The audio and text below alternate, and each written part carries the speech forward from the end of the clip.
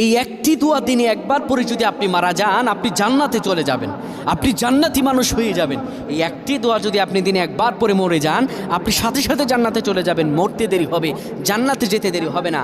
প্রিয় ভাইরা আমার, অনেক সুস্থ মানুষ বাড়ি থেকে যায়, রাস্তায় অ্যাক্সিডেন্ট হয়ে মারা যায়। এই দোয়াটা আপনারা শেয়ার করে দিবেন, আমল না করেও সব পাবেন। এই যুবক, তোমার একটি শেয়ারে বাল্লিগু আন্নি ওয়ালা আয়া, রাসূল বলেন তুমি একটা হাদিস জানবা, অপরকে জানিয়ে দিবা।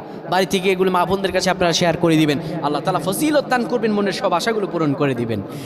কোনো ব্যক্তি যদি সকালবেলা সাইয়্যিদুল ইস্তেগফার পরে আর মাগরিবের পরে সাইয়্যিদুল ইস্তেগফার পরে দিনে আর রাতে যে কোনো সময় ব্যক্তি মারা যায়, আমার আল্লাহ রাব্বুল আলামিন সে মরতে দেরি হবে, জান্নাতে যেতে দেরি হবে না।